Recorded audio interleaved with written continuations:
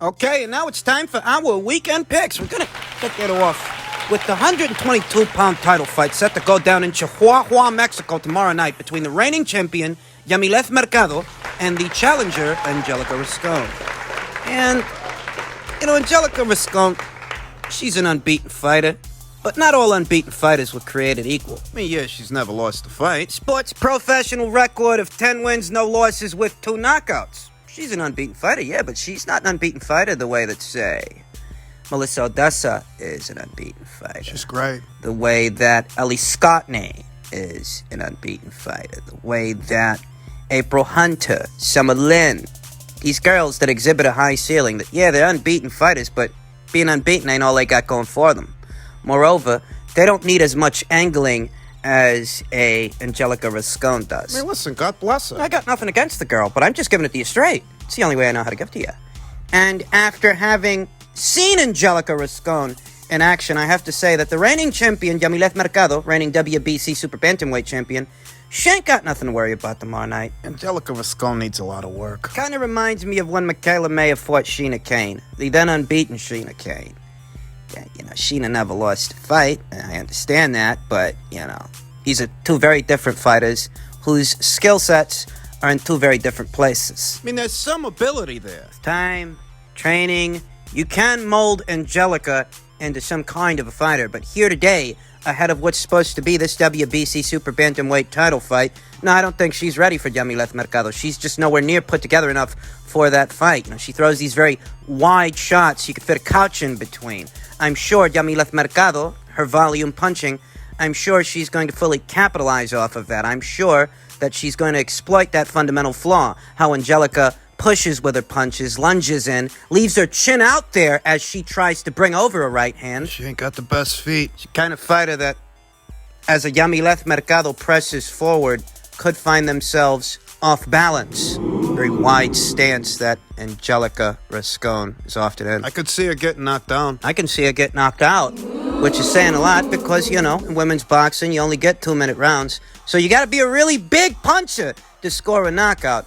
But given all the glaring flaws in Angelica Rascon, it's entirely possible that Yamileth Mercado not only outworks her because she's tough as nails and she's a volume puncher, coming off a very competitive fight against Alejandra Guzman, who is a far more put-together boxer than Angelica is, by the way. Yeah, Jamie might stop her. This fight may be a breath of fresh air for the reigning defending champion, Yamileth Mercado, from the war she was in her last fight, against Alejandra La Roquera Guzman. Yeah, Angelica's cannon fodder. Listen, Jamie Mercado's a young fighter.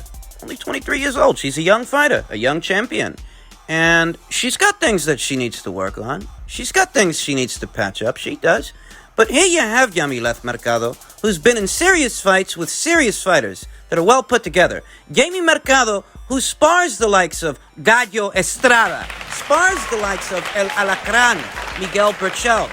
And opposite the ring is going to be Angelica Rascon, who doesn't even exhibit a decent jab. I don't know what Angelica's going to do or try to do to keep Yamileth Mercado off of her. In all likelihood, she won't know what to do. She'll be like a deer in the headlights.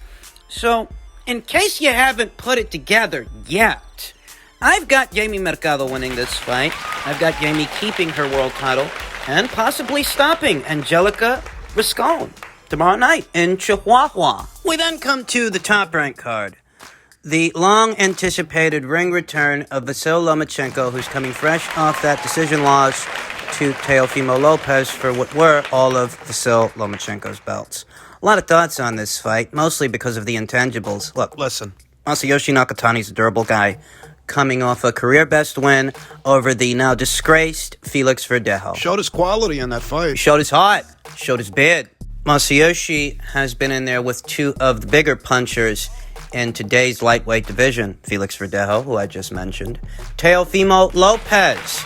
Gave Teofimo a lot of problems with that height, with that reach of his. Teofimo, who fights out of a shell guard. Masayoshi's taller than everybody at this weight. So if you had a smaller fighter and you're trying to roll punches off the shoulder, it's that much harder when a guy like Masayoshi's in there with you, because he don't got to be right up on you to touch you. He's got the kind of length and the kind of reach to where he can strike from a safe striking distance. You're trying to roll those punches off the shoulder to get close enough to the guy to start landing punches of your own. Masayoshi Nakatani has established himself as a somebody at 135 pounds. The visuals for this thing are eye-catching. The discrepancy in size between the fighters, real David and Goliath stuff here. It's really something. But it's not exactly unfamiliar territory for Vasyl Lomachenko. It's not exactly unfamiliar territory having to deal with a more statuesque fighter than himself. He's got a lot of height, got a lot of reach, good straight shots.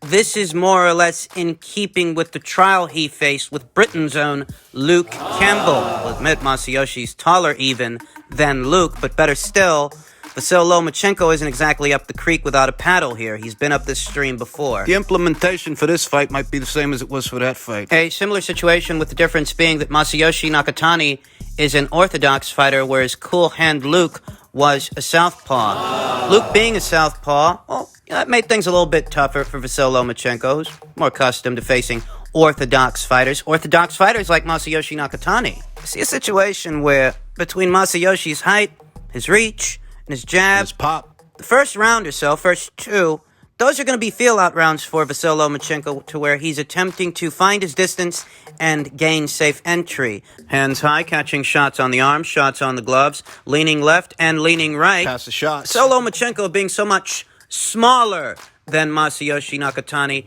is probably going to create an awkward situation for Masayoshi, because he's going to have to give up some of his height, at least some of it, to try and land shots. For Masayoshi Nakatani, Vasyl Lomachenko is a very small target, smaller than Felix Verdejo and smaller even than Teofimo Lopez, but more nimble than those fighters, more agile. He does move around a lot more than they do. Changing levels as he attempts to gain safe entry, find his range, leaning left, leaning right. I see a situation to where Vasyl Lomachenko will maneuver around the straight shots of Masayoshi Nakatani, Targeting his midsection. targeting his body. I expect a conscious effort on the part of Vasyl Lomachenko to target Masayoshi Nakatani's midsection, because it's right there. It's right in front of him. There's not much sense in lunging in and hyperextending, looking for headshots when the body's right there. I expect Vasyl Lomachenko to make a conscious effort to go to Masayoshi Nakatani's body consistently, Because it'll be easier to go there. because it might actually be easier for him to go there, and because anybody who knows this business knows nobody likes it to the body, and you don't recover from those body shots the same way you do from those head punches. Those body shots, they stay with you, and they break you down. And against someone as durable and statuesque as Masayoshi Nakatani, an investment to the body would be wise for Vasyl Lomachenko, who I don't think is as big a puncher as a Teofimo Lopez, probably isn't as big a puncher as Verdejo was either. Perhaps not. He isn't. But I'd say that what he's got on those two fighters is he's fleet of foot. Very agile, very good with angles. Even though he's not as big a puncher as those fighters, I'd wager he's not as big a puncher. He is a more prolific puncher than either of those two guys. I'm expecting a straight shots from Masayoshi Nakatani. Straight shots that Vasyl Lomachenko is going to get under and or around, closing the gap, then firing short shots mid-range to inside.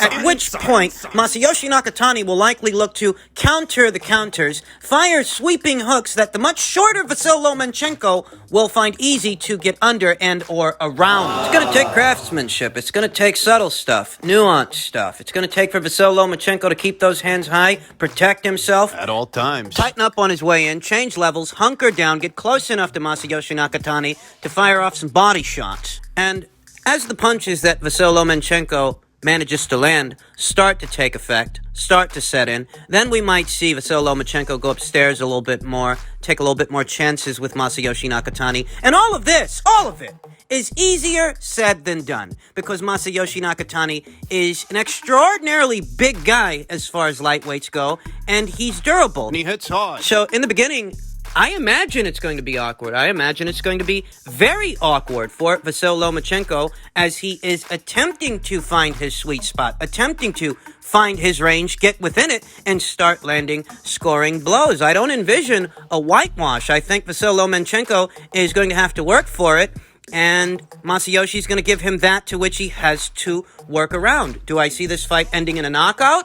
Not for Vasyl Lomachenko. I think that this is a fight that's going to go to the cards. Yeah, I think it goes the distance. The only thing I really wonder about is Vasyl Lomachenko's headspace. You know, he had a lot of people talking him up before that Lopez fight to make him seem all but invincible. The pound-for-pound darling, Ali talk, all that jazz.